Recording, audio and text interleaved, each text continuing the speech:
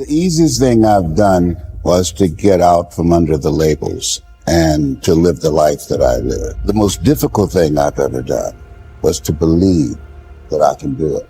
When you don't know what's impacting you and it's something that's holding you down and you're not aware of it, you live in a dominant culture that is designed to destroy your sense of self and your belief in yourself, and you have to learn ways in which you can begin to connect with this power that you have within yourself to handle where you are. The key is to be constantly in a perpetual process of discovering the truth of who you are and fighting constantly to look for ways in which you can escape the inner conversation. Now it's the mental game. And that's where people get lost in life, get lost in that next level. You must get your fucking self out of the fucking sewer. No one's coming in the fucking sewer to get you. It's dark, it's nasty, there's rats down there. It's your brain. You are the only person that can pull yourself out. The easiest thing in the world to do is to complain. The easiest thing in the world to do is to be negative. It takes work to have a perspective that see things on the right side of the coin. You gotta fight for that. It takes work to show up every single day, and when things are not playing in our favor, to say, you know what, man, I'm gonna still show up and I'm gonna give everything I got to it because I value what I'm a part of. It takes work to have the right perspective.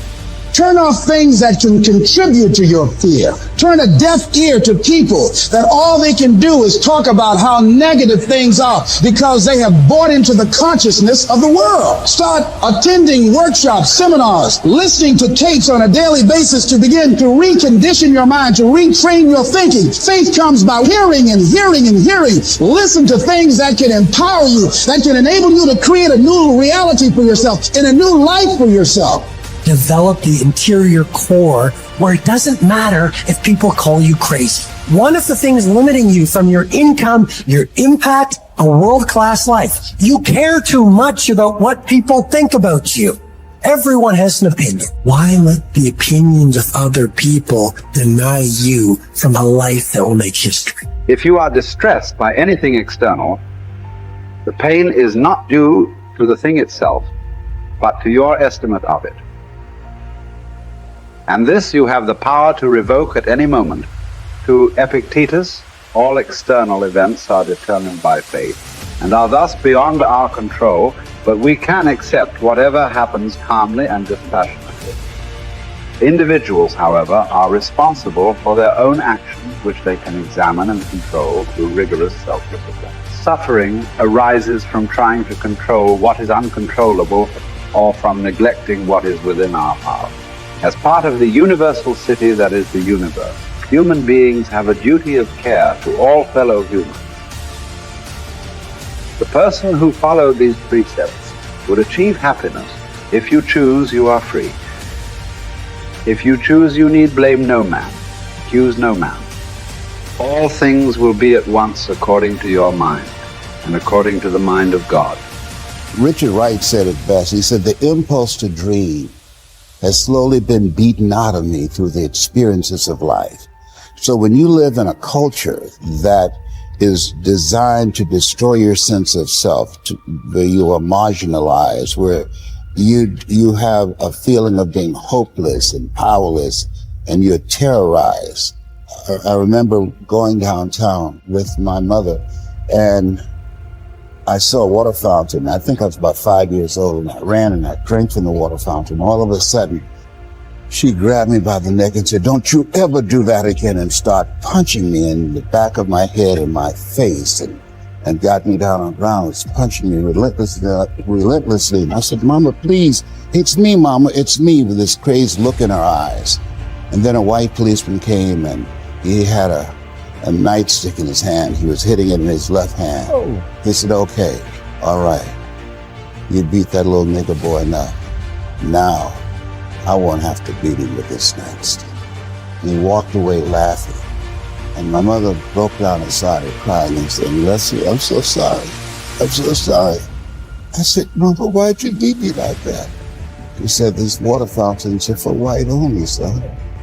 And if that cop had hit me with his nightstick, he would have to kill me. I fought him till he killed me, and I left you and your brothers and sisters by themselves to raise themselves. I'm so sorry. And the book called Learned Optimism, Seligman talk about the fact that between ages 0 and 5, we determine what's available to us and what's not available to us. And so that was a defining moment. I knew there are certain things I could not do, certain places I could not go. They used to have signs on Miami Beach that said, Jews, dogs, and coloreds not allowed. And so now you have to operate within the constraints of the dominant society and the things that they've created for you. And it's a challenge to see yourself beyond that and to work to get outside of that, even after those laws have changed, because that has become so much a part of you. You unconsciously operate within the parameters of what has been put in place. Like you're driving on the expressway, the 405, and you'll get off on an exit that you weren't going in that direction, but you unconsciously did it because you've done it so many times that many people, because they're not making a conscious, deliberate, determined effort to think outside of what life has thrown at them, they end up doing the same thing over and over and over again. Einstein said that thinking that has brought me this far has created some problems that this thinking can't solve. And so through relationships, through reading, through studies, through goals and dreams beyond your comfort zone, it allows you to begin to live out of your imagination as opposed to out of your history. Disney said, the imagination is a preview of what's to come. And so as a kid, I dreamed a lot about taking care of my mother. I used to go with her to work to clean homes, and she kept up children, and she cooked for these wealthy families. My mother could bake a sweet potato pie so good you couldn't eat it with your shoes on. You had to take your shoes off so you could wiggle your toes. And I used to look at these big, beautiful mansions and said, Mama, what is it, Leslie? When I become a man, I'm going to buy you a big, beautiful home just like this. Oh, you don't have to do this. I said, I know, but you didn't have to adopt us either. And you did. And so I'm here with you because of two women. One gave me life, the other one gave me love. God took me out of my biological mother's womb and placed me in the heart of my adopted mother. And because of her example and my love for her and the passion that I felt in my heart, I've got to do something to make her proud. I've got to do something to put myself in position to be able to take care of her. That drove me. Nietzsche said, if you know the why for living, you can endure almost anyhow. You journey to Olympia to see the work of Phidias. And each of you holds it a misfortune not to have beheld these things before you die. Whereas when there is no need even to take a journey, but you are on the spot with the works before you, have you no care to contemplate and study these? Will you not then perceive either who you are or unto what end you were born, or for what purpose the power of contemplation has been bestowed on you? Well, but in life there are some things disagreeable and hard to bear. And are there none at Olympia? Are you not scorched by the heat? Are you not cramped for room? Have you not to bathe with discomfort? Are you not drenched when it rains? Have you not to endure the clamor and shouting and such annoyances as these? Well, I suppose you set all this over against the splendor of the spectacle and bear it patiently. What then? Have you not received greatness of heart, received courage, received fortitude? What care I, if I am great of heart, for aught that can come to pass? What shall cast me down or disturb me? What shall seem painful? Shall I not use the power to the end for which I received it, instead of moaning and wailing over what comes to pass? If I show you that you lack just what is most important and necessary to happiness, that hitherto your attention has been bestowed on everything rather than that which claims it most, and to crown all, that you know neither what God nor man is, neither what good or evil is, Why?